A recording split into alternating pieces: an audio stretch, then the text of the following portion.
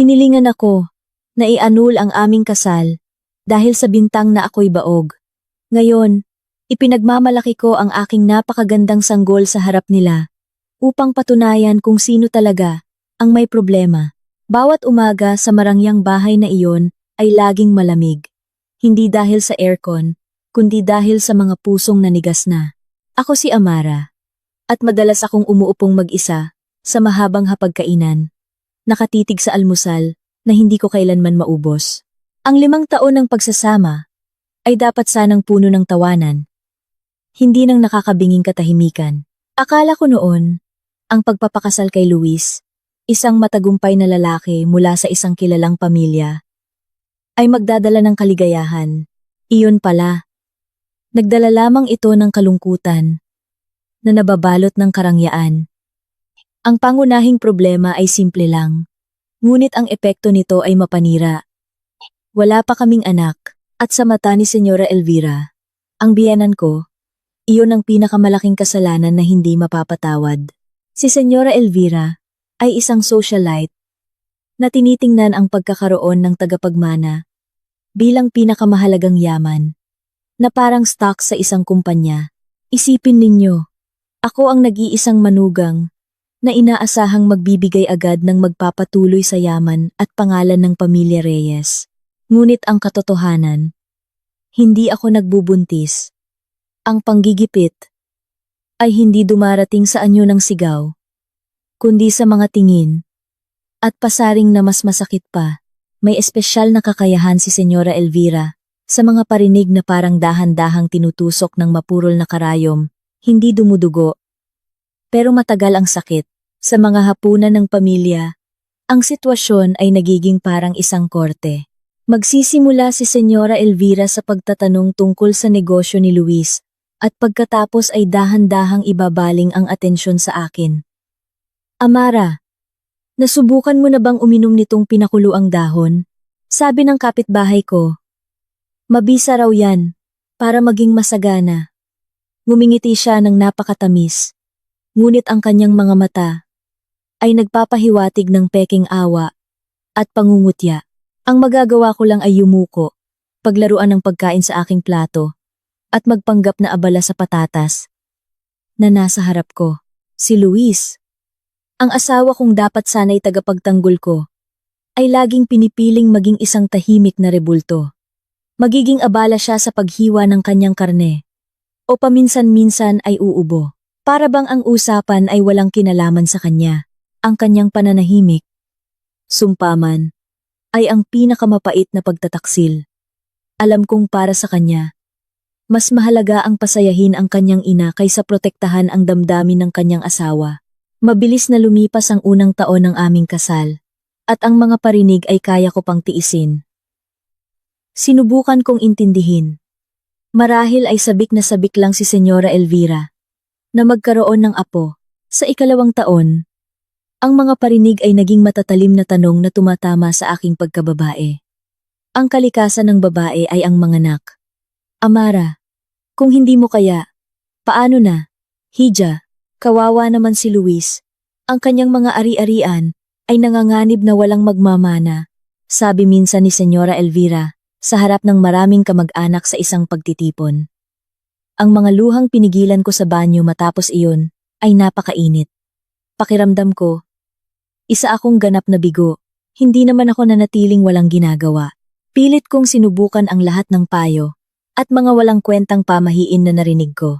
Mula sa mapapait na pinakuluang ugat at dahon na bigay ng albularyo, tradisyonal na hilot na nag-iwan ng mga pasa sa aking likod, hanggang sa pagkonsulta sa pinakamagagaling na OBGYN sa lungsod. Sa tuwing uuwi ako mula sa doktor na may resulta ng pagsusuri na nagsasabing malusog at fertile ang aking matris, laging may kaunting pag-asa. Ngunit ang pag-asang iyon ay laging sinusundan ng isang malaking tanong na nakabitin sa hangin. Kung malusog ako, bakit hindi ako mabuntis? Minsan, sinubukan kong ibahagi ang aking hinala kay Luis. Dahan-dahan akong nakiusap na sana'y sumama siya sa akin upang magpasuri rin. Isang gabi, habang nakahiga kami sa aming napakalaki at malungkot na silid, bumulong ako. Mahal, nagpasuri na ako. Maganda ang resulta. Paano kaya kung magpasuri tayong dalawa? Para malaman natin ang kabuuang kondisyon natin. Kung may problema man, mas mabilis nating malulunasan. Ang reaksyon ni Luis noon ay parang isang maliit na pagsabog sa gitna ng gabi. Bigla siyang bumangon at tinitigan ako ng nanlilisik na mga mata. Nababaliw ka na ba? Pinagdududahan mo ba ang pagkalalaki ko? Malinaw na ikaw ang may problema. 5 taon na, Amara, at hindi ka pa rin buntis. Kahit sinong doktor sabihin na malusog ka, ano ang katotohanan? Hindi mo ako mabigyan ng anak. Huwag ka nang maghanap ng dahilan. Amara, sinigawan niya ako ng pabulong, natatakot na marinig ni Senyora Elvira sa kabilang kwarto. Pagkatapos noon, natulog siyang nakatalikod sa akin. Lumilikha ng isang malamig na bangin na imposibleng tawirin. Mula ng insidenteng iyon, hindi na ako naglakas loob, nabuksan pa ang usapin tungkol sa pagpapasuri. Nilunok ko ng buo ang lahat ng hinala na marahil nga, wala sa akin ang problema. Ngunit sino ang maniniwala sa isang manugang na binansagang baog kumpara sa nag-iisang minamahal na anak ng isang kilalang pamilya? Alam kong ang pagtatanggol kay Luis ang prioridad ni Senyora Elvira, kahit na kailangan pang isakripisyo ang katotohanan.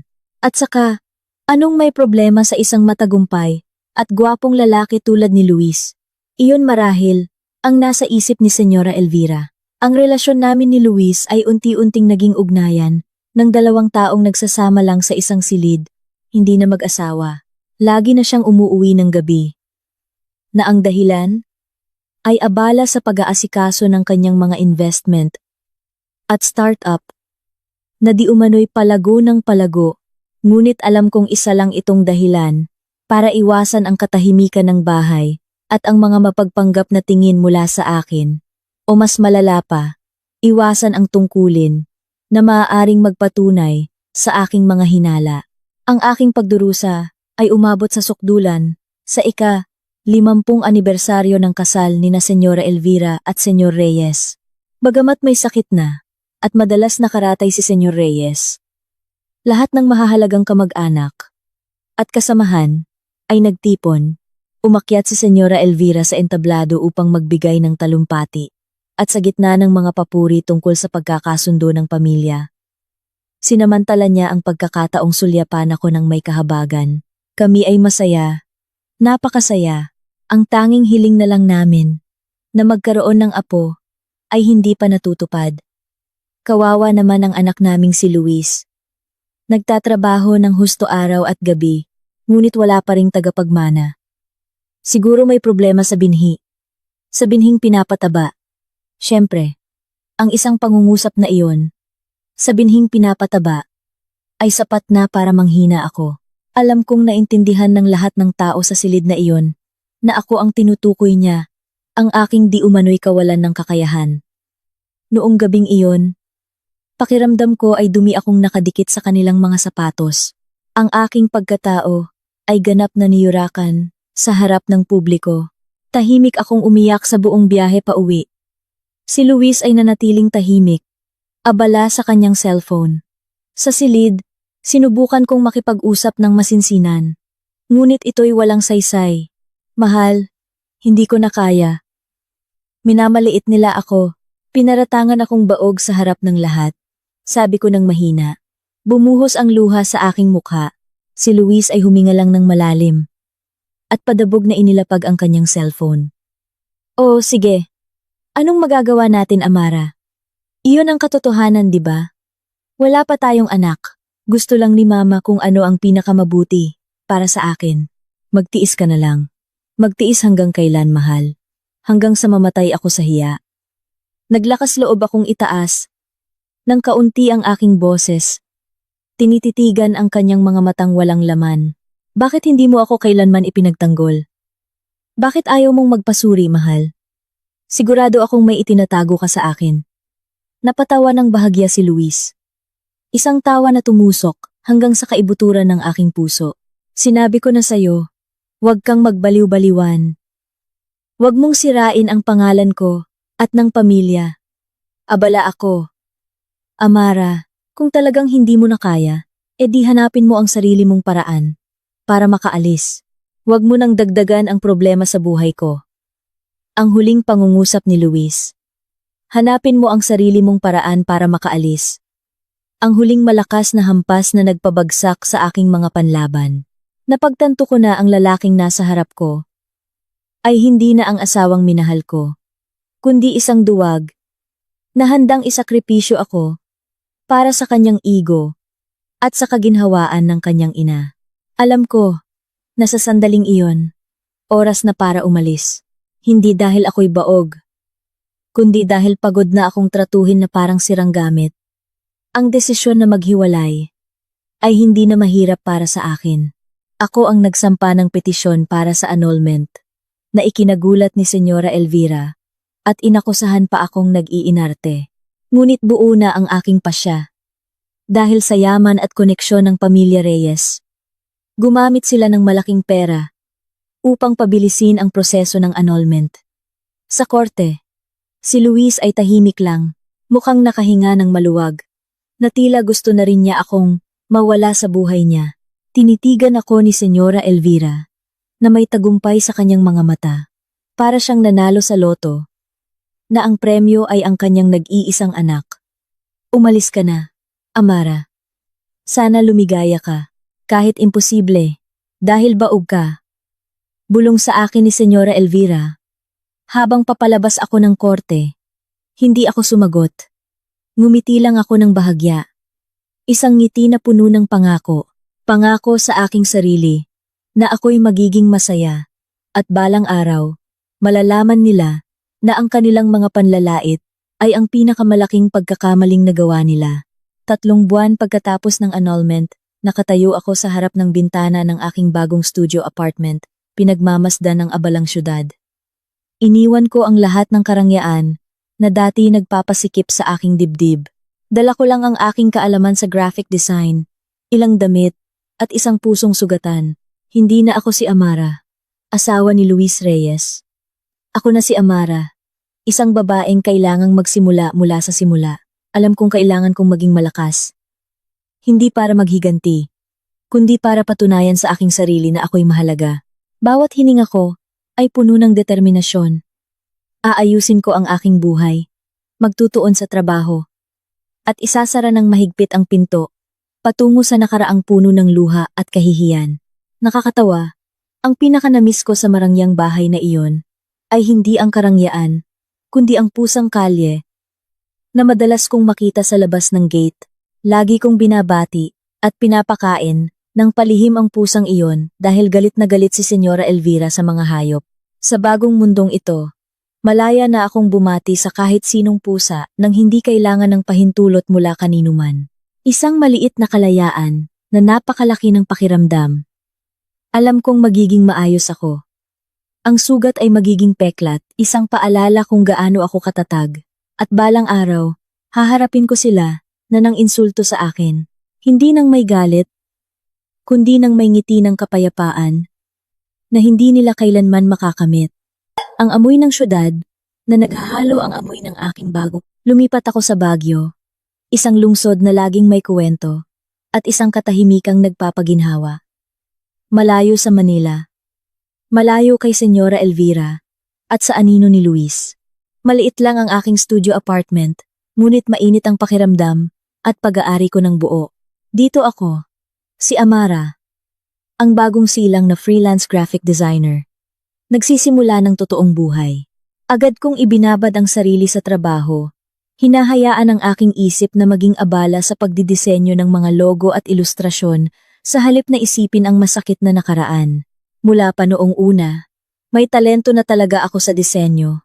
Ngunit noong kasal pa kami, kailangan kong iwanan ang lahat ng iyon dahil itinuturing ni Senyora Elvira na hindi elegante para sa kanyang manugang ang sining. Ngayon, ang kakayahang dati nakatago ay naging tagapagligtas ng aking buhay. Ang pinagkukunan ng kita na nagpatayo sa akin nang hindi umaasa sa apelidong Reyes. Minsan sa mga gabing tahimik, mabagsik akong sinusugod ng kalungkutan. Dati, Kahit na malamig ang aming pagsasama, mayroon pa ring presensya ni Luis sa silid.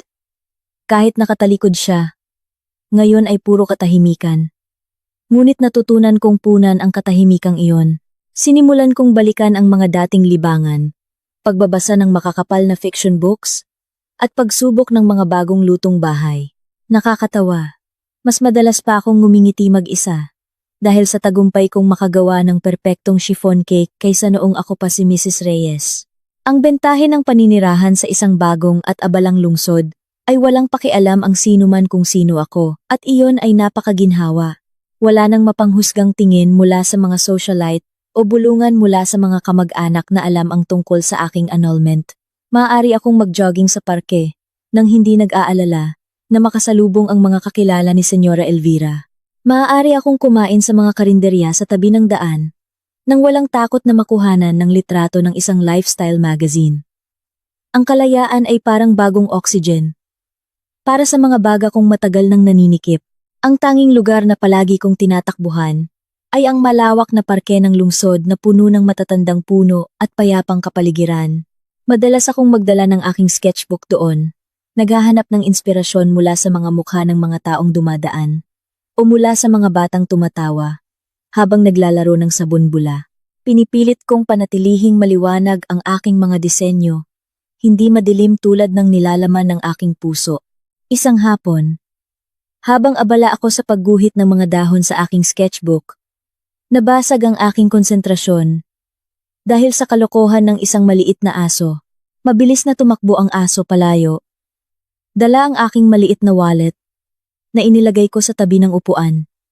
Nagulat ako, nataranta, dahil nandoon ang aking ATM card at susi ng apartment. "Hoy, ibalik mo yan!" sigaw ko. Ngunit lalo pang bumilis ang takbo ng aso papunta sa isang grupo ng mga puno. Bigla, isang matangkad na lalaki na may suot na luma ngunit astig na denim jacket ang lumitaw at naharang ang makulit na aso. Dahan-dahan siyang yumuko. Kinuha ang wallet ko mula sa bibig ng aso at ngumiti ng bahagya sa akin.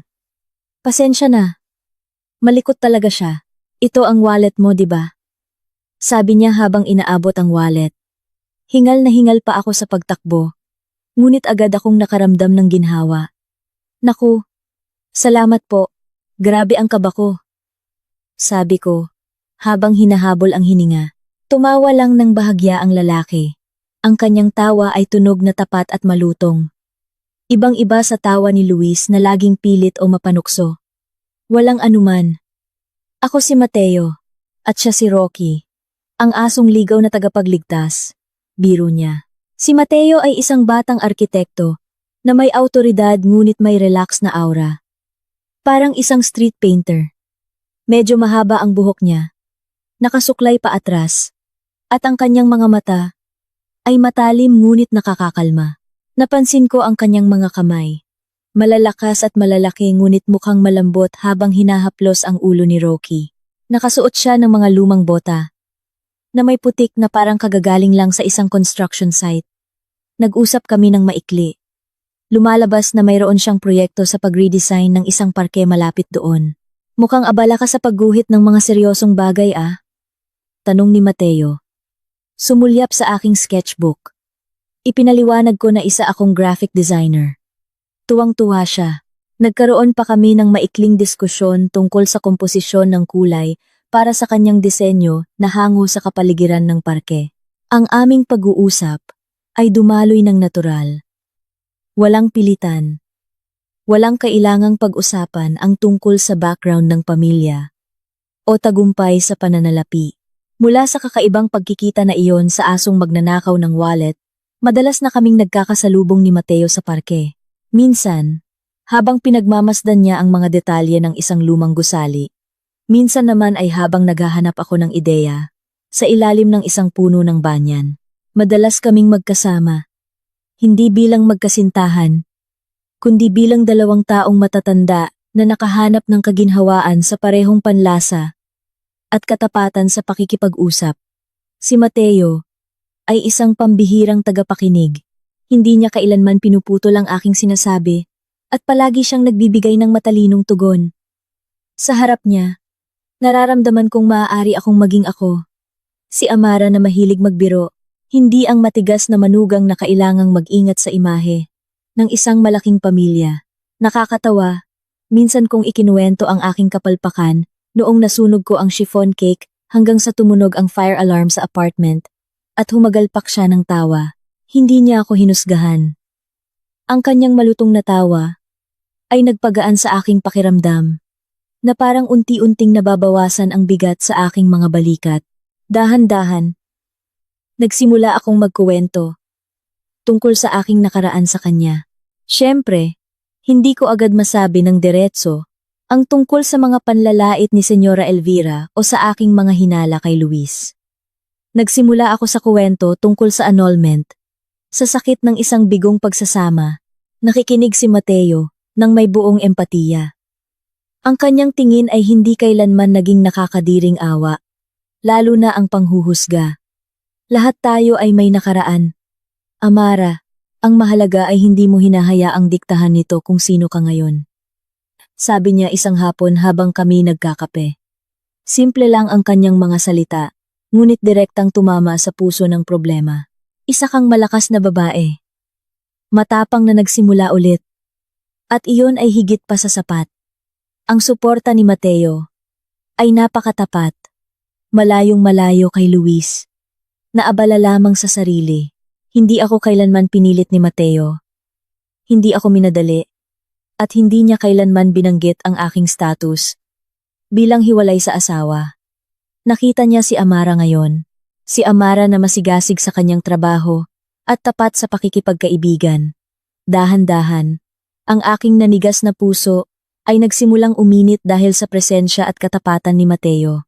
Isang bagay na pinakagusto ko kay Mateo ay ang tunay niyang pagpapahalaga sa akin. Hindi niya kailanman minamaliit ang aking trabaho.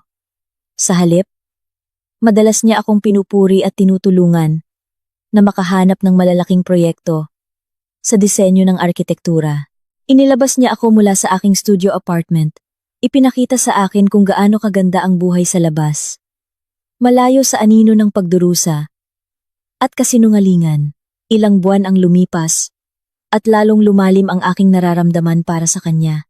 Pakiramdam ko'y ligtas at komportable ako kapag kasama si Mateo. Siya ang kanlungan na hindi ko inaasahang matatagpuan. Alam kong hindi ko na kayang lokohin ang sarili ko. Mahal ko si Mateo. Isang gabi sa isang maliit na cafe na may malabong ilaw at nakapapawing pagod na jazz music. Maingat na ipinahayag ni Mateo ang kanyang nararamdaman. Amara, alam kong marami kang pinagdaanan. Hindi kita pipilitin. Pero gusto kong malaman mo. Mahal kita. Gusto kong makasama ka. Hindi lang bilang kaibigan, kundi bilang isang kasama na susuporta sa iyo habang buhay. Nang marinig ko iyon, nakaramdam ako ng isang napakatotoong panginginig. Isang panginginig na matagal ko nang hindi naramdaman, hindi dahil sa takot, kundi dahil sa kaligayahan. Agad na bumuhos ang mga luhang pinipigilan ko. Sa pagkakataong ito, matamis ang mga luhang iyon. Tumango ako nang hindi na nag-isip pa. Oo, gusto ko. Ang mga susunod kong hakbang ay hindi na nababalot ng pag-aalinlangan. Hindi na ako natatakot sa mga kabiguan ng nakaraan. Kasama si Mateo, pakiramdam ko'y may bago akong katapangan. Ang presensya ni Mateo ay nagpatunay na karapat-dapat akong mahalin at karapat-dapat akong maging masaya nang hindi umaasa sa pag-apruba ng sinuman, lalo na sa pag-apruba ni Senyora Elvira. Ang aking relasyon kay Mateo ay isang tunay na patunay na pinalitan ng Diyos ang kapaitan ng aking nakaraan ng isang biyaya na mas higit pa. Pareho kaming nangako na bubuo ng isang tahanan na nakabatay sa katapatan, suporta, at tunay na pag-ibig. Iyon ay isang pangako na hindi ko kailanman nakuha mula kay Luis. Ang aming kasal ni Mateo ay napakasimple, ngunit solemne, at puno ng kahulugan. Nagkasundo kami na huwag magkaroon ng marangyang selebrasyon, na ang layunin lamang ay magyabang o pasayahin ang iba. Inimbitahan lamang namin ang aming mga malalapit na pamilya at ilang kaibigan. Ang lugar ay simple lang din. Sa isang bukas na hardin na dinisenyo mismo ni Mateo, na sumasalamin sa katahimikan at natural na kagandahan. Sa araw na iyon, pakiramdam ko'y buo ako at payapa. Malayong malayo sa aking unang kasal, na parang isang matigas at formal na palabas. Suot ang isang simpleng puting damit na ako mismo ang nagdisenyo. Tinitigan ko si Mateo na nakatayo sa harap ko na may maayos na kasuotan. Ang kanyang ngiti ay tapat at nakakakalma. Hinawakan ni Mateo ang aking kamay nang may init na nagpapatibay ng loob, hindi lang isang formalidad. Ang pinakamahalaga, malugod akong tinanggap ng pamilya ni Mateo na minahal ako ng walang kondisyon. Ang mga magulang ni Mateo, na tinatawag kong Mang Berto at Aling Celia, ay mababait at simple. Tinanggap nila ang aking pagiging hiwalay sa asawa nang walang anumang pag-aalinlangan. Madalas pa akong yakapin ni Aling Celia at bumulong. Para ka na naming tunay na anak. Hija, tama na ang sakit na naramdaman mo. Ang kanilang pagtrato ay isang lunas sa aking kaluluwa na matagal ko nang hinahanap, isang ganap na kabaligtaran sa pagtrato ni Senyora Elvira na laging puno ng mga hinihingi. Si Mateo ay naging isang perpektong asawa na higit pa sa lahat ng aking inaasahan. Siya ay isang lalaki na laging nagpapahalaga sa aking espasyo at trabaho. Hindi niya ako kailanman hiniling na iwanan ang aking propesyon bilang graphic designer. Sa halip, ipinagmamalaki niya at madalas na ipinapakita ang aking mga gawa sa kanyang mga kaibigan. Madalas kaming magbahagi ng mga ideya tungkol sa kanyang mga proyekto sa disenyo at palagi niyang pinakikinggan ang aking opinyon ng seryoso. Ang bahay na aming tinitirhan ay isang maliit at komportableng townhouse. Dinisenyo na may artistikong ugnay na Tatak Mateo. Bawat sulok ng bahay ay buhay at puno ng kwento. Hindi ito kasing rangya ng bahay ni Luis. Ngunit sa loob nito ay may tawanan, katapatan, at amoy ng mga pagkaing madalas naming lutuin. Nang magkasama, pagka-uwi mula sa trabaho, agad na ilalapag ni Mateo ang kanyang bag at tutulungan ako sa kusina o simpleng magbabahagi ng mga kwento tungkol sa aming araw. Pagkatapos ng ilang buwan ng pagiging kasal, bagamat napakasaya na ng aming buhay, may isang bagay na patuloy na bumabagabag sa aking puso, ang pagnanais na patunayan ang aking sarili ng lubusan. Alam kong hindi ko kailangang patunayan ang anumang bagay kina Senyora Elvira at Luis, ngunit gusto kong patunayan sa aking sarili at kay Mateo na kaya ko talagang magkaanak. Gusto kong makita ang ngiti ni Mateo bilang isang ama. Isang gabi, habang nagpapahinga kami sa sofa, naglakas loob akong buksan ang seryosong usapan. Mahal, malambing kong tawag. Isinasandal ang aking ulo sa kanyang balikat. Gusto kong subukan natin ang fertility program. Gusto kong magkaanak sa'yo. Tumingin si Mateo. Dahan-dahang hinaplos ang aking buhok at ngumiti ng tapat. Siyempre, mahal, kung iyan ang gusto mo, handa ako. Pero tandaan mo, gagawin natin ito nang walang pressure ha? Kung sakaling hindi pa ipahintulot ng Diyos, hindi nito babaguhin ang nararamdaman ko para sa'yo. Ikaw, at ang iyong kaligayahan, ang pinakamahalaga para sa akin. Ang mga nakapapawing pagod na salita ni Mateo ay agad na nag-alis ng mga natitirang takot at pangamba na matagal ko nang kinikimkim. Tunay nga, siya ay isang taong napakalayo kay Luis na laging ginagawang sandata ang isyu ng anak upang sisihin ako. Si Mateo naman ay ginawa itong isang pangako at paglalakbay na haharapin naming magkasama. Kinabukasan, agad na nag-ischedule si Mateo ng konsultasyon sa isang senior na OB-GYN, isang kasamahan sa trabaho sa isang malaking ospital. Ang kanyang pagiging proaktibo ay nagparamdam sa akin na lubos akong sinusuportahan. Sabi ni Mateo, magpapasuri tayo ng magkasama. Amara, hindi lang ikaw, dahil ang pagkakaroon ng anak ay responsibilidad nating dalawa, hindi lang ng babae. Sumailalim ako sa isang serye ng mga pagsusuri na may kaba sa dibdib. May kaunting takot, Takot na baka totoo ang hatol ni Senyora Elvira noon. Ngunit sa tuwing darating ang agam-agam na iyon, laging hinahawakan ni Mateo ang aking kamay at sinisigurado sa akin na anuman ang resulta, ay hindi magbabago ang kanilang pag-ibig. Isang linggo ang lumipas. Bumalik kami sa klinika para kunin ang resulta. Malapad ang ngiti ng doktor habang nakatingin sa akin. Fertile ka, walang anumang problema sa iyong reproductive health. Sa pagkarinig ng hatol na iyon, bumuhos ang aking mga luha. Mga luha ng ginhawa na hindi mapigilan. Tumingin ako kay Mateo, nang umingiti rin habang mahigpit akong niyayakap. Sinabi ko na sayo, isa kang pambihirang babae. Bulong niya. Alam kong ito ang unang siyentipikong patunay na nag-alis sa stigma ng pagiging baog na dating nakakabit sa akin. Pagkatapos ng aking turno, si Mateo naman ang sumailalim sa katulad na pagsusuri.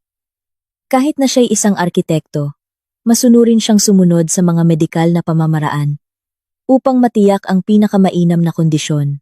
Lumabas din ang kanyang resulta at sinabi ng doktor na si Mateo ay nasa pinakamagandang kondisyon, napakalusog at fertile.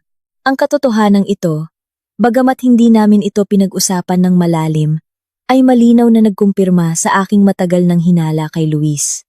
Alam kong sa resultang ito, ganap na akong malaya sa lahat ng akusasyon. Ngunit pinili kong huwag nang isipin pa ang nakaraan. Ang mahalaga, ang aking kinabukasan, kasama si Mateo, ay bukas na ngayon, puno ng pag-asa at posibilidad. Mula noon, pareho kaming sumailalim sa fertility program ng Relax. Walang pressure, ngunit puno ng optimismo. Nasiyahan kami sa proseso nang hindi nakakaramdam ng bigat ng buwan ng target. Naniniwala kami na kung tama na ang panahon at pumanig sa amin ang tadhana, tiyak na darating ang biyaya. Hindi ko na kailangang patunayan ang anuman sa mundo, maliban sa aking sarili. Ang buhay ay naging maganda. Mayroon akong asawa na mahal ako kung sino ako. Isang trabaho na aking kinagigiliwan. At isang pamilya ng biyenan na lubos na sumusuporta. Madalas akong umupo sa aming maliit na hardin, tinatamasa ang isang tasa ng mainit na tsaa at napapangiti mag-isa. Totoo nga ang karma, ngunit hindi sa anyo ng maruming paghihiganti, kundi sa anyo ng tapat at dalisay na kaligayahan. Ang biyaya ay dumating nang hindi namin kailangang maghintay ng may pangamba kundi may matamis na sorpresa. 2 buwan lamang matapos ang aming fertility check-up, nagsimulang magpakita ng kakaibang senyales ang aking katawan. Madalas akong nahihilo sa umaga. Ang aking pang-amoy ay naging napakasensitibo, at ang aking buwanang dalaw, na laging regular, ay biglang nawala. Nakaramdam ako ng matinding kaba sa dibdib. Isang halo ng nag-uumapaw na pag-asa at takot sa nakaraan. Kinaumagahan, bago umalis si Mateo para sa trabaho, palihim akong kumuha ng pregnancy test kit. Ginawa ko ito sa tahimik na banyo. Ang puso ko'y kumakabog na parang tambol ng digmaan. Hinintay ko ang resulta nang nakapikit. Takot na buksan ang aking mga mata at harapin muli ang kabiguan. Ngunit sa pagkakataong ito, iba. Nang imulat ko ang aking mga mata, 2 malinaw na pulang linya ang lumitaw. Agad akong napaupo sa sahig. Hindi dahil sa lungkot, kundi dahil sa nag-uumapaw na pasasalamat. Bumuhos muli ang aking mga luha. Sa pagkakataong ito, mga luha ng tunay na kaligayahan. Buntis ako. Ako, na binansagang baog, ay nagdadalang tao ngayon. Agad akong lumabas at ipinakita ang maliit na device kay Mateo, na nag-aayos ng kanyang kurbata sa harap ng salamin. Agad na nagbago ang mukha ni Mateo. Mula sa seryosong ekspresyon ay naging purong pagkagulat, at sa sumunod na segundo, isang malawak na ngiti ang namutawi sa kanyang mga labi. Agad niya akong niyakap ng mahigpit, binuhat, at pinaikot-ikot sa tuwa. Mahal, Diyos ko, magkaka-baby na tayo, magkaka-baby na tayo, sigaw niya. Puno ng emosyon ang kanyang boses. Ang kanyang kurbata ay tabingi na, at wala siyang pakialam. Mula noon, naging napaka-protective ni Mateo. Marahil ay sobra pa. Bilang isang arkitekto na madalas sa pisikal na trabaho, Bigla siyang naging napakaingat sa mga detalye ng aking nutrisyon at iskedul ng pahinga. Kinakansela niya ang mahahalagang pagpupulong sa construction site para lang samahan ako sa mga regular na check-up. Palagi niya akong pinapaalalahanan na huwag magbuhat ng mabibigat. Kahit na isang maliit na supot lang ng pinamili, ang kanyang atensyon ay nagparamdam sa akin na ako'y minamahal at pinapahalagahan. Sa bahay, ang ihip ng hangin ay ganap na nagbago, puno ng pananabik at tawanan. Nagsimula si Mateo na magplano ng disenyo para sa silid ng sanggol na may pambihirang detalye. Nagsimula na rin siyang maghanap ng mga libro tungkol sa pagiging isang bagong magulang. Nakakatawa. Si Mateo, na dati walang pakialam sa maliliit na bagay, ay nakakagugol na ngayon ng ilang oras sa pagpili ng pinakaligtas na kulay ng pintura para sa dingding ng silid ng sanggol. Ang makita ang kanyang biglaang pagbabago mula sa isang seryosong arkitekto patungo sa isang nag-aalala, ngunit sabik na magiging ama, ay nagpapatawa sa akin nang walang tigil. Ang pamilya ni Mateo ay labis ding natuwa sa balitang ito. Madalas akong tawagan ni Aling Celia, nagbibigay ng mga tip tungkol sa pagbubuntis at nagpapadala ng masusustansyang pagkain. Tunay nilang pinaramdam sa akin na ako'y isang napakahalagang bahagi ng pamilya. Ligtas ang aking pakiramdam. Wala nang agam-agam sa mga hinihingi. Tanging pagmamahal at suporta lamang. Ang pagbubuntis na ito ay parang isang himala, isang panahon, naganap na naiiba sa aking unang pag-aasawa. Dati, bawat buwan ay isang siklo ng pag-asa at kabiguan. Ngayon, bawat araw ay isang himala na lumalaki sa loob ng aking sinapupunan. Naramdaman kong ako'y isang buong babae. Hindi dahil buntis ako, kundi dahil ako'y minamahal at pinapahalagahan ng buo ng aking kapareha. Ang 9 na buwan ng paghihintay ay sa wakas ay umabot sa sukdulan, isang magandang umaga. Naramdaman ko ang unang paghilab at si Mateo, na laging handa, ay agad akong dinala sa ospital. Sa delivery room, si Mateo ay nakatayo sa tabi ko, mahigpit na hawak ang aking kamay. Siya ang naging haligi ng aking lakas. Nagpapakalma at nagpapalakas ng loob sa gitna ng sakit. At pagkatapos, narinig ang unang iyak. Isang iyak na nagpabago ng aking mundo, magpakailanman.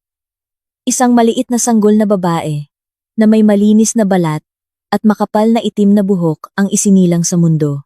Agad na napaiyak si Mateo sa tuwa. Hinalikan ang aking noo, at bumulong. Ang galing mo. Mahal.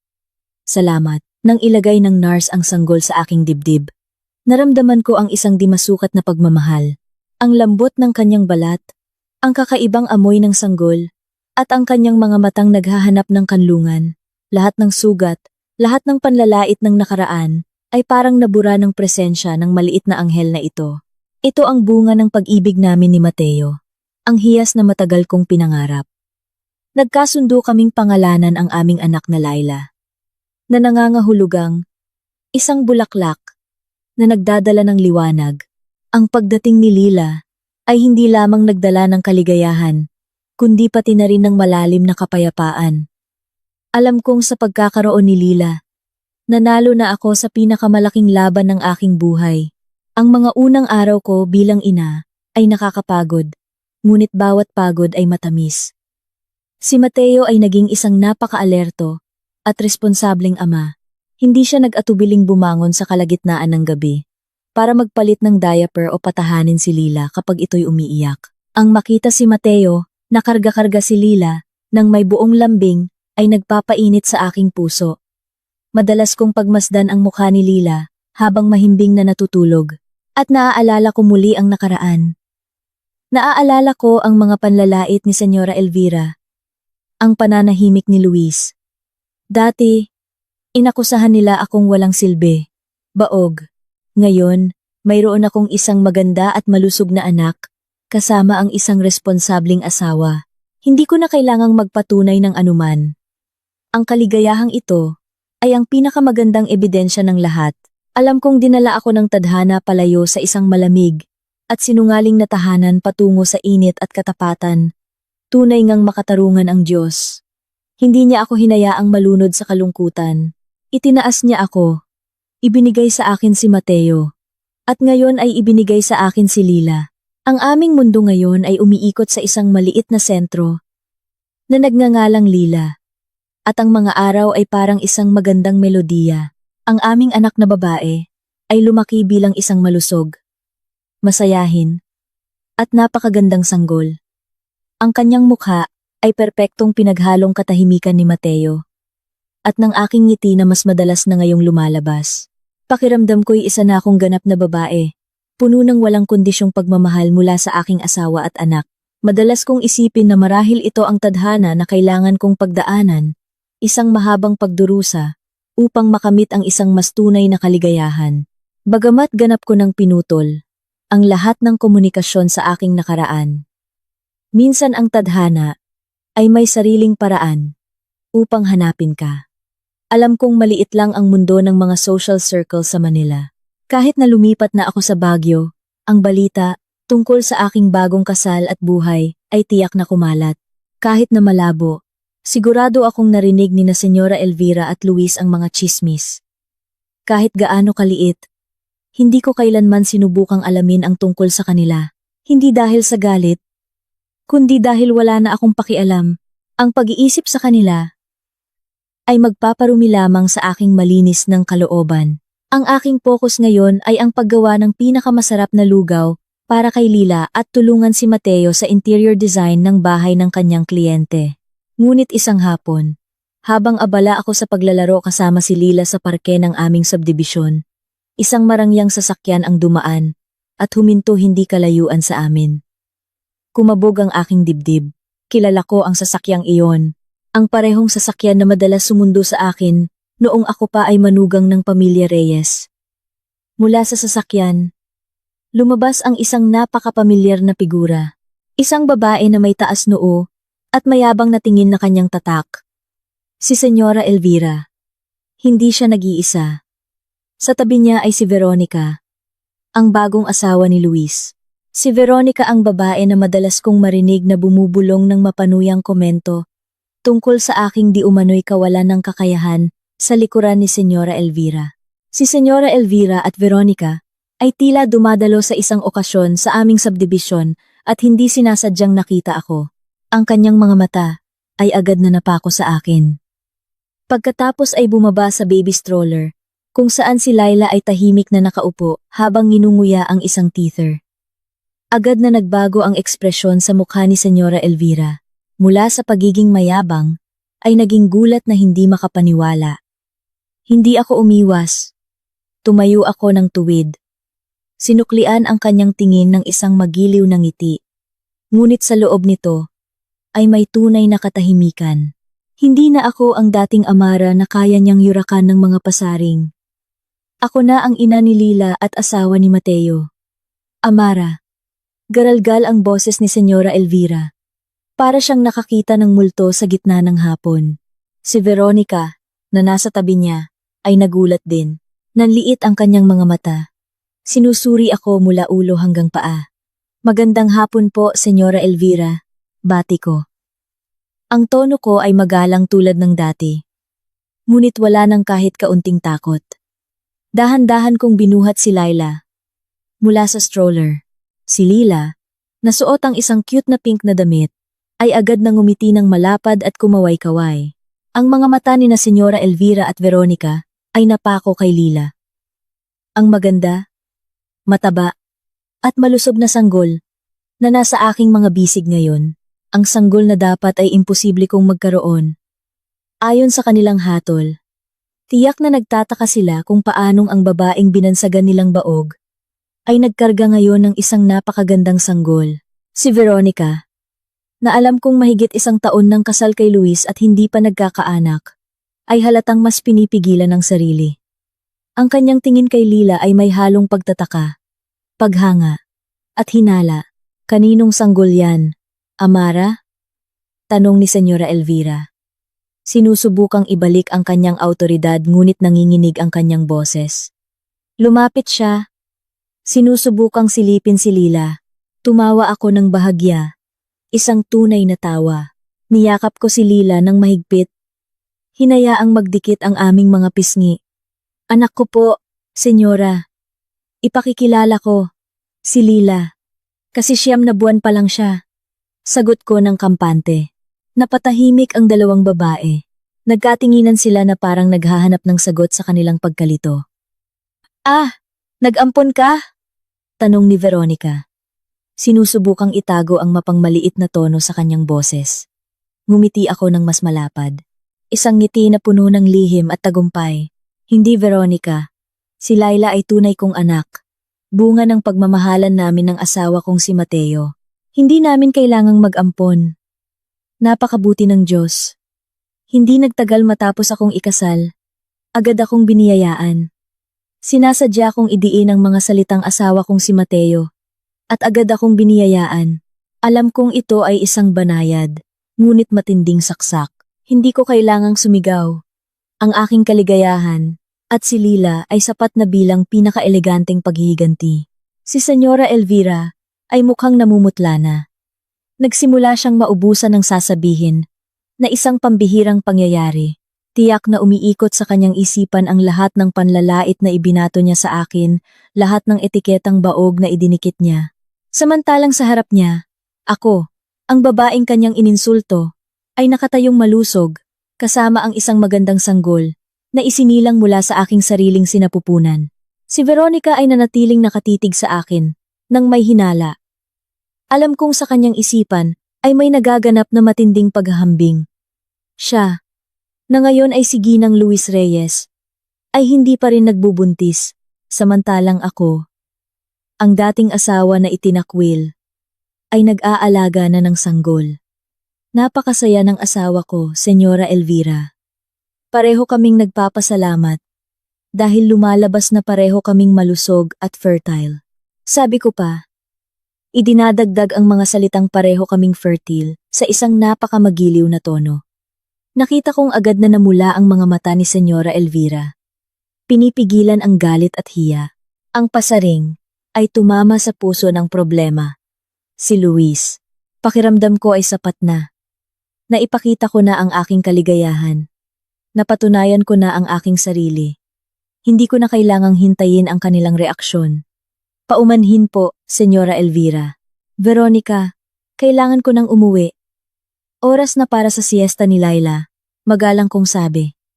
Yumuko ako ng bahagya, bilang tanda ng paggalang. Pagkatapos, sa magaan na hakbang at taas noo, binitbit ko si Lila palayo sa kanila. Hindi ako lumingon. Ngunit nararamdaman ko ang kanilang mga tingin, na puno ng hinala, pagkalito, at kapaitan, na nakatutok sa aking likuran. Alam kong ang maikling pagkikitang iyon, ay naghasik ng malaking binhi ng pagdududa sa pagitan nila.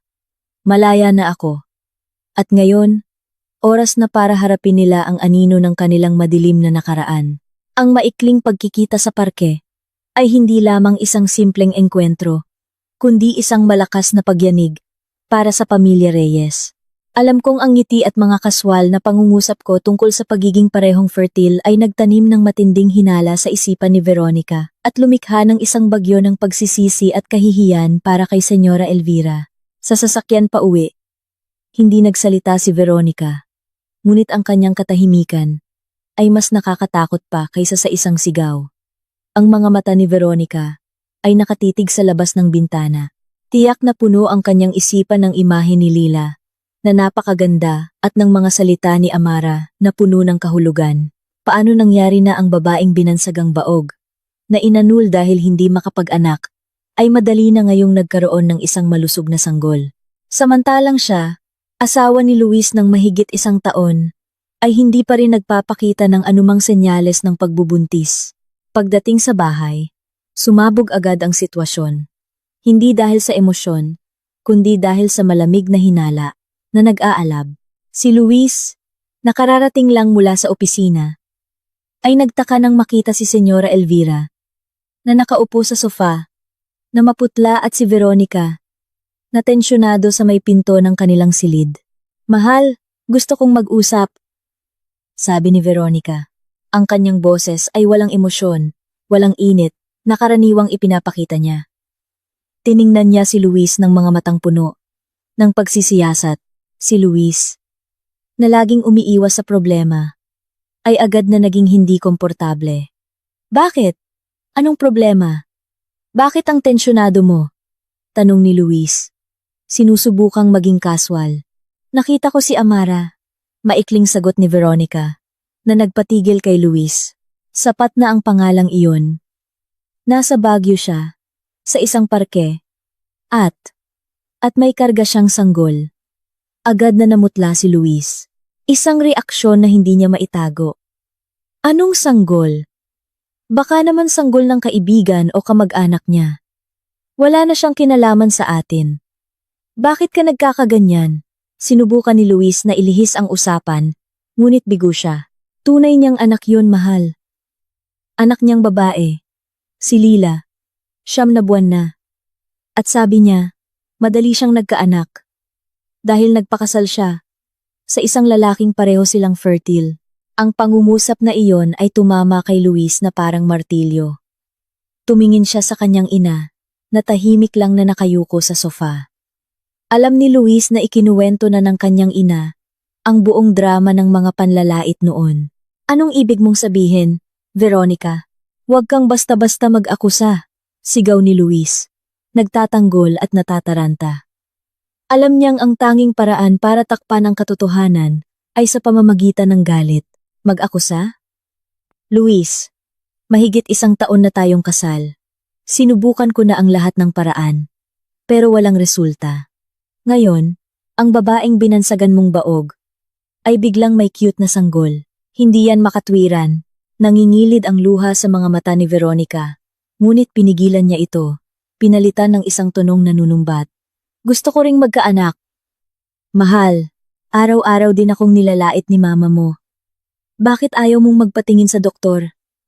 Bakit lagi kang tumatanggi? Patunayan mo, mahal. Patunayan mong isa kang perpektong lalaki. Sumabog si Veronica.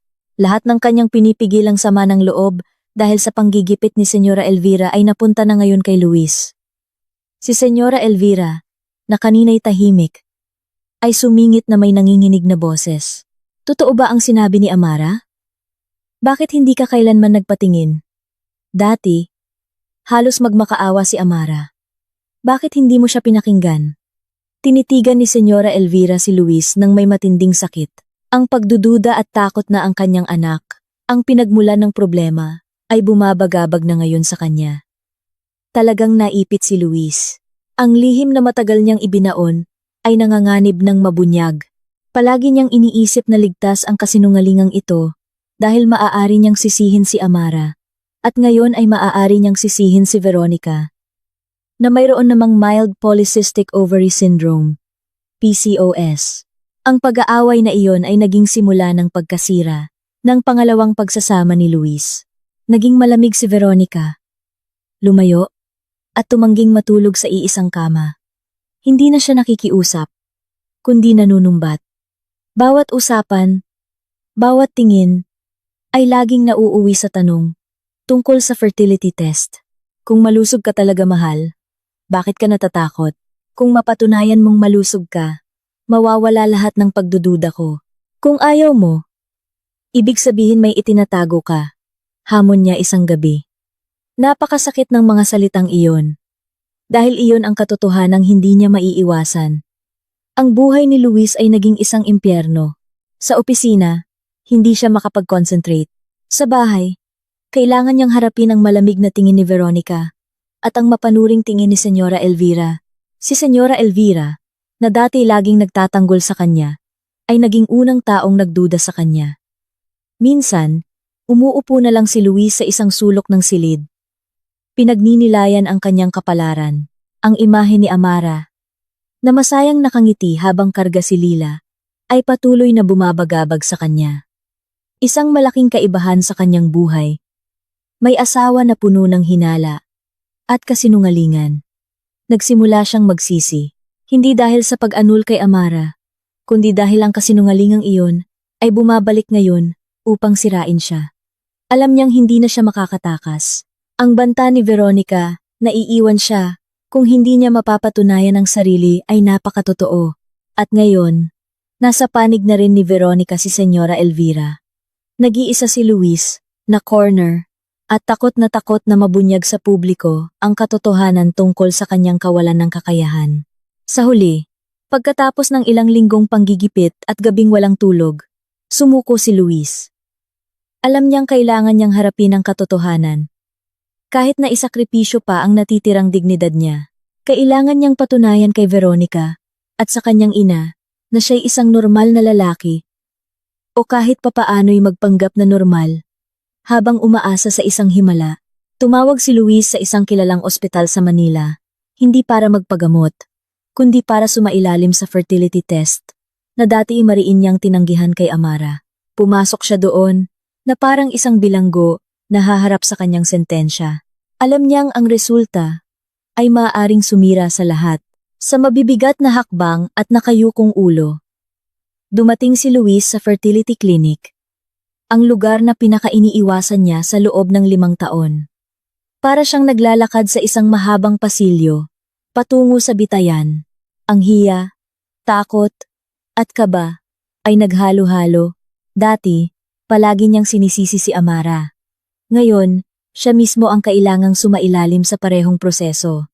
Nag-iisa siyang dumating dahil pinagbawalan niyang sumama si Veronica.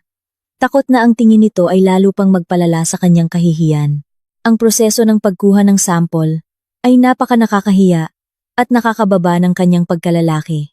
Si Luis, na sanay mag-utos at may kontrol sa opisina, ay kailangang sumunod sa mga utos ng nurse na may halong pagpipigil. Sa kanyang isipan, paulit-ulit na umalingaw-ngaw ang tawa ni Amara at ang ngiti ni Lila na para bang kinukutya ang lahat ng kanyang kayabangan. Lumipas ang 2 linggo na parang 2 taon sa buhay ni Luis. Puno ng matinding kaba ang kanyang mga araw. Hindi siya makatulog ng mahimbing. Ang kanyang trabaho ay nagkagulo. Patuloy siyang umaasa na sa anumang paraan may mangyaring himala at magiging perpekto ang resulta ng kanyang test. Inihanda na niya ang kanyang depensa sa harap ni Veronica, sasabihing hindi makatarungan ang kanilang mga akusasyon. Sa takdang araw, bumalik si Luis sa klinika para kunin ang resulta. Naupo siya sa waiting room, ang puso niya'y kumakabog, nang malakas na halos marinig na niya sa kanyang mga tainga. Nanginginig ang kamay niyang kinuha ang brown envelope mula sa nurse. Hindi niya ito binuksan doon. Piniling iuwi ito upang harapin ang kanyang hatol sa isang mas pribadong lugar. Pagdating sa bahay, tensyonado ang kapaligiran. Nagtipon na sina Senyora Elvira at Veronica sa sala, nakatingin kay Luis ng may pag-asa at kaba.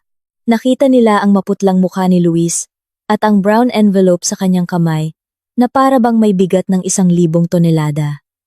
"Kumusta, mahal? Anong sabi ng doktor?" tanong ni Veronica. Hindi makapaghintay. Nanatiling tahimik si Luis sa sofa. Mahigpit na hawak ang envelope. "Pagod ako. Gusto ko munang magpahinga." Iwas ni Luis. Sinusubukang ipagpaliban ang kinatatakutang sandali. "Hindi. Mahal, masyado na kaming matagal na naghintay. Buksan mo na yan ngayon." Giit ni Veronica. Ang tono niya'y matigas at nanunumbat. Tumango si Senyora Elvira. Ang kanyang tingin ay mapilit. Sa isang malalim na hininga, sumuko si Luis. Dahan-dahan niyang binuksan ang envelope. Tiningnan niya ang mga komplikadong medical terms hanggang sa maabot niya ang conclusion sa ibaba. Agad na nanghina ang kanyang katawan, na parang nawala ang lahat ng kanyang buto. Inagaw ni Veronica, na hindi na makapaghintay, ang papel mula sa kamay ni Luis. Sinuri niya ang mga salita, at sa wakas, ay nabasa ang pangungusap na sumira sa lahat ng kanyang pag-asa. Matinding oligospermia. Nanginginig na binasa ni Veronica ang resulta. Hindi niya naiintindihan ang mga medical terms, ngunit naiintindihan niya ang conclusion sa ibaba. Napakababa ng bilang ng sperm cells at hindi gumagalaw. Napakahirap, kung hindi man imposible, na magkaanak ng natural. Agad na tumahimik ang silid, isang katahimikang nakakabingi. Yumuko si Luis. Umiiyak ng walang tunog. Ang mga luha ng pagsisisi At hiya ay bumasa sa kanyang mamahaling pantalon. Hindi na siya makapagtago. Tinitigan ulit ni Veronica ang papel. Pagkatapos ay si Luis, at pagkatapos ay si Senyora Elvira. Ang kanyang mukha ay nagbago mula sa pagiging maputla, ay naging pula sa galit. So alam mo pala to, mahal? Tanong niya. Garalgal ang boses. Alam mong may problema ka, pero inanul mo si Amara. Nilait mo siyang baog, at hinayaan mo akong mabuhay sa kasinungalingang ito? Sumabog ang galit ni Veronica. Mas malakas pa kaysa sa inaasahan ni Luis. Itinapon niya ang envelope sa mukha ni Luis. Sinungaling ka. Duwag ka. Sinira mo ang buhay ko. Ang pangarap kong magkaanak ay nasira dahil sa kasinungalingan mo. Nag-hysterical siya. Ang kanyang mga hikbi ay pumuno sa bahay. Si Senyora Elvira, na nabasa na rin ang resulta, ay nanghinang napaupo sa sofa. Nanginginig ang kanyang mga kamay. Ang kanyang mukha ay puno ng pagkabigla at malalim na pagsisisi. Ang katotohanang matagal niyang iniiwasan ay tumama na ngayon sa kanya ng walang awa. Hindi pala si Amara. Hindi ang kanyang kaawa-awang manugang, kundi ang kanyang sariling anak na ipinagmamalaki ang may problema. Luis, nagawa mong hayaan si inay. Nalaitin si Amara ng todo. Nagawa mong akusahan siya. Kahit alam mong ikaw ang may problema. Sigaw ni Senyora Elvira. Ang kanyang boses ay puno ng hindi masukat na pagkakasala. Anong klaseng anak ka, Luis? Para lang maprotektahan ang ego mo. Isinakripisyo mo si Amara. Isinakripisyo mo ang pangalan ng pamilya.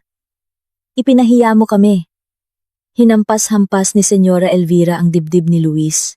Inilalabas ang lahat ng galit, hiya, at pagsisisi. Pakiramdam niya, siya ang pinakatanga at pinakamasamang tao sa mundo. Lahat ng kanyang kayabangan ay nawasak. Sa gitna ng kaguluhan, gumawa ng desisyon si Veronica. Kinuha niya ang kanyang maleta sa silid, nang hindi man lang lumingon kay Luis na humahagulgol. Hindi ko na kaya, mahal. Hindi ko kayang mabuhay kasama ang isang sinungaling at duwag na tulad mo. Magfa-file ako ng annulment. Paalam. Sabi ni Veronica, ang boses ay puno ng malamig na puot. Lumabas si Veronica sa bahay na iyon. Iniwan sina Luis at Senyora Elvira na nagluluksa. Si Luis na wasak dahil sa nabunyag niyang kasinungalingan at si Senyora Elvira na nalulunod sa pagsisisi sa kanyang mga kasalanan kay Amara. Ang marangyang bahay ay napuno ng masakit na katahimikan at amoy ng kawalan ng pag-asa. Dumating na ang karma, at sa pagkakataong ito, naningil ito ng napakamahal. Sa ibang sulok ng siyudad, malayo sa bagyo ng pagkawasak ng pamilya Reyes, ang aming buhay ay lalong nagniningning at payapa. Ang aking maliit na anak na si Lila ay 1 taon na. Nagsisimula na siyang maglakad-lakad. At ang kanyang mga daldal ay nakakatuwa. Ang aming bahay ay laging puno ng tawanan at amoy ng sariwang lugaw. Ako'y lubusang nagbago. Ang dating Amara, na marupok at iyakin, ay isa ng matatag at kumpiyansang ina. Ang pagiging ina ay nagbigay sa akin ng di inaasahang lakas. Higit pa rito, si Mateo ay isang pambihirang ama. Madalas siyang umuwi ng maaga mula sa trabaho para lang makipaglaro kay Lila bago ito matulog. Kami ni Mateo ay lalong naging matagumpay sa aming mga trabaho. Dumami ang aking mga kliyente sa graphic design at lumaki rin ang mga proyekto ni Mateo sa arkitektura. Nagtatrabaho kami ng husto hindi para magyabang, kundi para bumuo ng isang ligtas at masayang kinabukasan para kay Laila. Bumili kami ng mas malaking bahay na may malawak na hardin sa likod, kung saan maaaring maglaro si Lila at magtanim si Mateo ng mga paborito kong bulaklak. Ang pamilya ni Mateo, lalo na sina Aling Celia at Mang Berto, ay lalo akong minahal. Madalas silang dumalaw. Pinapala si Lila ng mga regalo at atensyon. Pakiramdam ko'y napakapalad ko na napapaligiran ng tapat na pagmamahal at suporta. Madalas kong isipin na ito ang pinakamagandang kabayaran mula sa Diyos para sa mga pagdurusang dinanas ko. Isang bagay na hindi ko kailanman binago ay ang paglayo sa mga tsismis at balita tungkol kina Luis at Senyora Elvira. Isinara ko na ng mahigpit ang pinto ng nakaraan. Ayokong malaman dahil ang aking kaligayahan ay hindi nakasalalay sa kung gaano kasama ang kanilang sinapit. Ngunit sa mundong ito na konektado, ang mabuti o nakakagulat na balita ay laging may paraan para makarating. Isang hapon, habang abala ako sa pagdidisenyo ng bagong logo sa laptop at binabantayan si Lila na naglalaro ng mga building blocks, biglang tumunog ang aking telepono. Si Santi, ang aking dating kaibigan noong kolehiyo. Nakasama rin sa social circle sa Manila. Amara, kumusta? Narinig ko may baby ka na raw na napaka-cute. Congrats ha? Bati ni Santi. Nag-usap kami tungkol sa trabaho at buhay. Ngunit hindi nagtagal, nagsimula siyang bumulong. Amara, may narinig akong masamang balita mula sa Manila. Tungkol sa dati mong asawa. Sabi nila, naghiwalay na naman daw si Luis at si Veronica. Mabilis at maingay daw ang proseso. Si Veronica daw ang nag-file. At ang pinakamatindi, ang startup ni Luis ay pabagsak na. Maraming investors ang umalis. Paliwanag ni Santi. At ang nanay niya, si Senyora Elvira, madalas na raw magkasakit. Malaki raw ang epekto sa kanya. Mukhang hirap na hirap sila ngayon. Pinakinggan ko ang kwento ni Santi nang walang anumang ekspresyon ng tagumpay. Walang kasiyahan, walang tuwa. Ang naroon lang ay isang neutral na pakiramdam. Marahil konting awa, ngunit iyon lang. Alam kong ang nangyari sa kanila ay direktang resulta ng kasinungalingan at kayabangan na kanilang itinanim. Pagkatapos ng tawag, ibinaba ko ang telepono at tiningnan si Lila na masayang tumatawa. Ang kanyang inosenteng tawa ay ang pinakamagandang gamot sa lahat ng kapaitan. Niyakap ko si Lila ng mahigpit. Gabi, nang umuwi si Mateo, ikinuwento ko ang lahat ng narinig ko. Nakikinig si Mateo, at pagkatapos, ay huminga ng malalim. Bawat gawa ay may katapat na pananagutan. Amara, malambing na sabi ni Mateo habang niyayakap ako. Hindi na natin kailangang makialam o isipin pa yan. Ang mahalaga, mag-focus tayo sa ating kaligayahan. Kay Lila, ang iyong kaligayahan at tagumpay ngayon ay ang mabuting karma na iyong natanggap. Ito ang patunay na tama ka at sila ay mali. Tumango ako, isinandal ang ulo sa kanyang dibdib. Nakakakalma ang mga salita ni Mateo. Ang pakiramdam ng pagwawagi ay hindi na pagnanais na gumanti, kundi isang pagpapatunay na ako'y mahalaga at karapat-dapat na maging masaya. Natagpuan ko ang tunay na paraiso sa yakap ng isang tapat na asawa at sa gitna ng tawa ng aking anak. Ang nakaraan ay mananatiling isang mahalagang aral.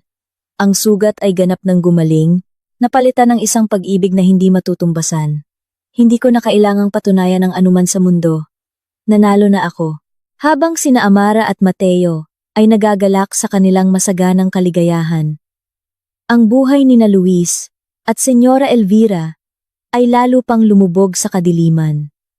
Ang desisyon ni Veronica na i-annul si Luis ay isang malaking dagok. Sina Luis at Senyora Elvira ay nabubuhay na ngayon sa isang walang katapusang siklo ng pagsisisi at depresyon. Inani nila ang bunga ng mga binhing kanilang itinanim. Ang oras ay hindi lamang naghilom sa mga sugat, kundi nagpatubo rin ng kaligayahan na doble pa. 3 taon na ang lumipas mula sa maikling pagkikita na yumanig kina Senyora Elvira at Veronica. Si Lila, ang aking munting anak, ay isa ng matalino at masiglang bata. Siya ang sentro ng aming mundo. Ang aming walang katapusang pinagmumulan ng tawa at sigla. Kami ni Mateo ay namumuhay nang may pasasalamat at pagmamahalan, nagtutulungan sa trabaho, at sa pagpapalaki kay Lila. Natagpuan ko ang tunay na tagumpay sa kapayapaan ng kaluluwa at init ng pamilya. Isang hapon, muling nag-ayos ng senaryo ang tadhana para sa isang huling pagkikita. Nasa Manila kami para sa isang malaking architecture exhibit. Habang karga ko si Lila, abala si Mateo sa isang kliyente. Habang pinagmamasdan ko ang isang miniature na gusali, Hindi sinasadyang nahagip ng aking mga mata ang isang figura sa malayo. Si Luis. Halos hindi ko siya nakilala. Ang dating makisig at puno ng kumpiyansang lalaki ay payat na ngayon. Nakayuko ang mga balikat at simple na lang ang kasuotan. Walang buhay at pagod ang kanyang mga mata. Tila nawala na ang lahat ng kanyang sigla. Biglang nag-angat ng tingin si Luis at nagtagpo ang aming mga mata. May isang mahabang katahimikan. Nagbago ang ekspresyon ni Luis mula sa kawalan tungo sa pagkagulat na sinundan ng isang hindi maitagong kahihiyan. Hindi ako umiwas. Nanatili akong tuwid. Si Lila, nakarga ko, ay lumingon at ngumiti ng malapad kay Luis. Isang inosenteng ngiti ng isang bata. Matagal na tinitigan ni Luis si Lila. Ang kanyang tingin ay puno ng sakit, pagsisisi, at marahil kaunting paghanga. Tinitigan niya ang anak ko, na dapat sana'y anak niya, ang buhay na patunay, na hindi ako baog, at na ang kanyang kasinungalingan, ang sumira sa aming dalawa. Pagkatapos, bumaling ang kanyang tingin sa akin, hindi ko na kailangang magsalita, sapat na ang aking tingin. Para ipaliwanag ang lahat, hindi ako galit, hindi naghihiganti. Ipinakita ko lang ang katahimikan at tunay na kaligayahan. Ipinakita kong naka-move on na ako, at mas mabuti na ngayon, sinubukan ni Luis na lumapit, para bang may gustong sabihin. Marahil isang huling-huli ng paghingi ng tawad. Ngunit bago pa siya makahakbang, lumapit si Mateo sa tabi ko. Inakbayan ako, nang may init habang nakangiti kay Luis. Sandali lang. Amara, kailangan kong bumalik sa kliyente. Nagiging mainipin na yata si Laila. Malambing na sabi ni Mateo, hindi lubos na nalalaman kung sino ang lalaking nasa harap namin. Nakita ni Luis ang aming interaksyon. Nakita niya kung paano ako yakapin ni Mateo, kung paano niya mahalin si Lila. Nakita niya ang imahe ng isang responsableng ama at asawa na hindi niya nagampanan para sa akin. Ang presensya ni Mateo, ang kanyang mainit na ngiti at komportableng yakap ay naging isang hindi nakikitang pader na imposible nang malampasan ni Luis. Agad na namutla si Luis. Napagtanto niyang wala na siyang lugar sa bago kong buhay. Ngumiti ako ng bahagya kay Luis. Iyon ay hindi ngiti ng pagyayabang, kundi ng kapayapaan mula sa isang pusong buo na. Iyon na ang aming huling pamamaalam. Nandyan na, sagot ko kay Mateo. Pagkatapos, huminga ako ng malalim. Tumalikod, at naglakad palayo. Hawak ang kamay ni Mateo, habang hinahalikan ang tuktok ng ulo ni Lila. Hindi ako lumingon. Sa labas ng gusali, sa ilalim ng maliwanag na langit, nagyakapan kami ni Mateo. Bakit tahimik ka kanina, mahal? Tanong niya. Ngumiti lang ako at sumandal sa kanyang dibdib. Wala nang kailangang sabihin pa. Mahal, tapos na ang lahat. Ganap na akong malaya, bulong ko. Tiningnan ko si Lila, na masayang tumatawa ngayon. Hawak ang isang maliit na bulaklak na kapipitas lang ni Mateo. Hindi ko na kailangang magpatunay ng anuman sa mundo. Ang pamilyang ito, ang aking pinakamatamis na tagumpay. Isang biyayang nagpapatunay. Nakarapat dapat akong tumanggap ng tunay na pag-ibig. Ang nakaraan ay isang aral. Ang kasalukuyan ay kaligayahan. At ang hinaharap ay sa amin. Wala nang lugar para sa kapaitan. Tanging pag-ibig at walang katapusang pasasalamat na lamang. Hinilingan ako na i-annul ang aming kasal